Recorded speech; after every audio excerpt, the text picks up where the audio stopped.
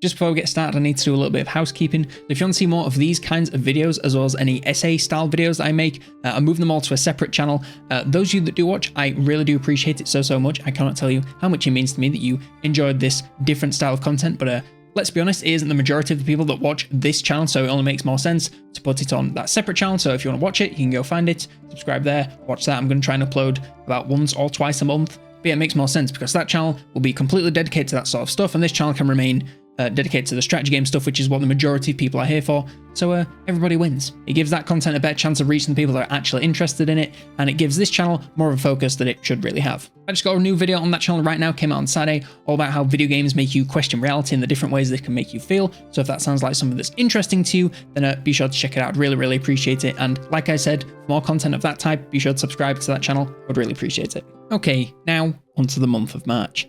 This month, I managed to sneak away to the Lake District, so that meant I had 3 weeks of cramming work to make sure I had content for when I was away, followed by 1 week of playing as much Steam Deck as I possibly could. Through all of this, I managed to roll credits on 5 games and even found one of those games that changes your perspective on the entire world. But first, we have to go back to the start of the month when I completed Alan Wake 2. Now, following on from Baldur's Gate 3 was going to be a Goliath task for any game, but lucky for me, Alan Wake 2 is a pretty great experience. I've played the original Alan Wake not too long ago, and while I did enjoy the concept and the writing, that game is essentially a third-person shooter with far too much combat and not really enough intrigue or horror. The sequel leans more into those latter aspects, and it couldn't have worked out better because of this. First of all, the horror. While this is nowhere near the scariest game I've ever played, it for sure had me shifting in my seat and jumping out my skin a lot more than the first game. I think I'd still rank it somewhere between Resident Evil 2 and 4 in terms of how scary it is, since it was never as horrifying as trying to escape Mr. X, but still more intense than playing as Action Man Leon S. Kennedy from Resi 4. Speaking of Resident Evil, this essentially copies the remake's homework in terms of survival horror shooting in the best way possible. Resources can feel scarce, and situations can quickly go downhill if you don't stay in control. The gameplay here swaps between Alan trapped in the Dark Place and Saga in the real world. While I for sure preferred the Alan gameplay, it was more that the Dark Place is a cooler environment and his gameplay style was a lot more fun than not liking the character. Saga is charismatic and interesting with great motivations for what she's doing, which made her compelling to play as. It's just that wandering around a care home can't really compare to the total insanity going on in the Dark Place. The story here is of course the main draw, and it's as confusing as ever, as you should probably expect from Remedy at this point. I'm not going to spoil anything, but the way it's structured really encourages you to swap back and forth to piece the story together from both perspectives. I was hours into this game and still not entirely sure what was going on or what's real, and for a mystery game, that's certainly not a bad thing. If I was to have any complaints, it'd be just 2 things. Firstly, there is a lot of the game where you're just sat listening to people talk without really anything interesting in terms of gameplay or visuals. You'll find these clues as Alan and you simply line them up and have to sit through the dialogue whilst essentially staring at someone's shadow. If you move away or die, these reset, meaning you are forced to sit back and listen every single time. It's not so bad, but it does slow the game down significantly. My other complaint would be for the Saga gameplay. Her mind-placed detective board is entirely pointless. You find pieces of evidence and have to place them in the right location to unlock the story. This sounds cool until you realise that you can only place them where they're meant to go, so it just becomes trial and error mashing it to go in every single space possible, rather than needing to think about it. Either have it so they automatically fill in and saving the clicks, or let me place them in the wrong area so I'm forced to think to get the full picture. They took this middle ground probably to make the game more accessible, all it did was make these parts of the game into a bit of a chore.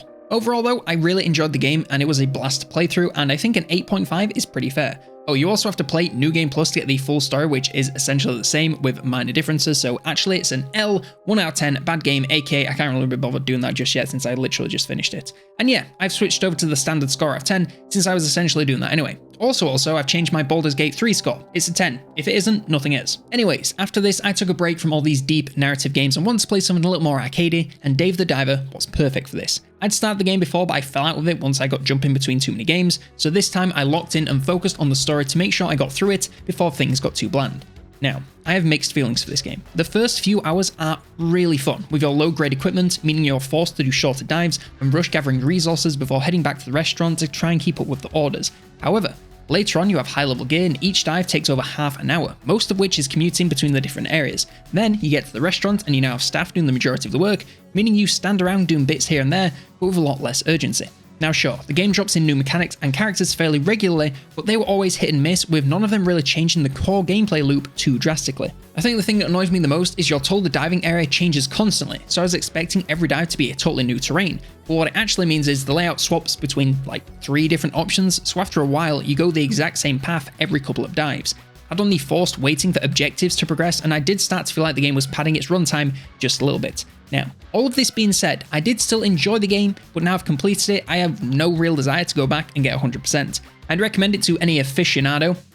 I'm going to have to put it on screen, otherwise you're not going to get the joke, since those first hours are a lot of fun. I would just suggest that you focus on the story as much as possible, since you're going to have a lot of artificial waiting built in later anyway, so don't waste more time on it than you need to. In the end, I settled on a 7. It's really fun to start off with, but you start to see the cracks before long, and it gets a little bit self-indulgent towards the end. After these two, I was kind of looking for some short games to blast through before going away, and Superliminal was just the ticket. This is a hard game to talk about since it's aiming to feel like a dream, and it really does. It's a puzzle game where you use perspective to progress by moving objects closer to the camera to make them bigger, or line up your camera to turn paintings into doors, etc, etc. Over the very short duration, it never really ran out of ways to surprise me, and I never really felt like I knew what was coming, which is exactly how it should be. It's also just an impressive experience since you're constantly looping around yourself in impossible ways, but the game just does it like it's nothing, which never ceased to get a smile out of me. As for the story, I don't really want to talk about it since it's one of those games which I feel is best experienced for yourself.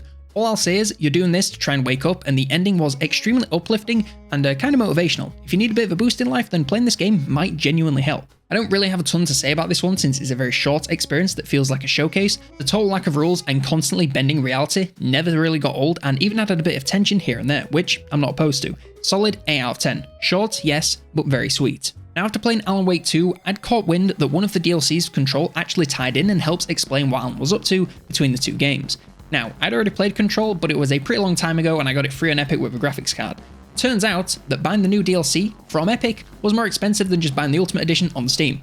This is why you have no customers. Anyway, so in short, I played through the entire base game as well as both DLCs, and yeah, this game holds up pretty well both in terms of visuals and gameplay. It's more Remedy madness as far as the story is concerned, but I like Jessie as a protagonist, and her story of finding her brother with Polaris was pretty cool. Alan Wake DLC was really neat, seeing Alan talk to Zane and basically plotting how he's going to try and escape in Alan Wake 2, super cool. I don't think it's essential reading to get to the sequel, but it did bridge the gap between the two games pretty nice. The gameplay of Control is the real star for me. The gunplay is pretty neat and all, but the telekinetic powers you unlock as the game progresses are just top tier fun. Once you can fly, things get a lot more interesting, but it never really got old launching explosives at major threats and seeing them ping off into nothing. As is standard with multiple choice weapon games, I ended up sticking with a couple of forms, mainly grip since it was just consistent, but all of them feel fun in their own way, just not as useful. One thing I didn't expect was the game to be as hard as it was. Maybe it's a skill issue, but this game was pretty brutal with basic enemies being able to take me down in seconds if I was out in the open.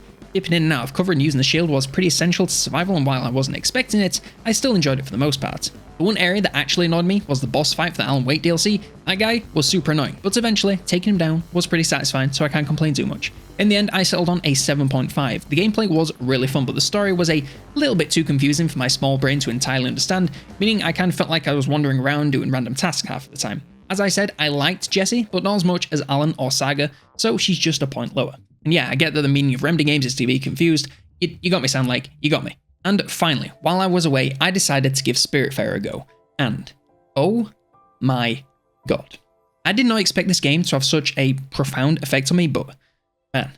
At this point, I completed it nearly a week ago and I'm still thinking about it. Before playing, I read reviews and thought this was just a game where you help pets to make it to the afterlife, but it is so much more than that.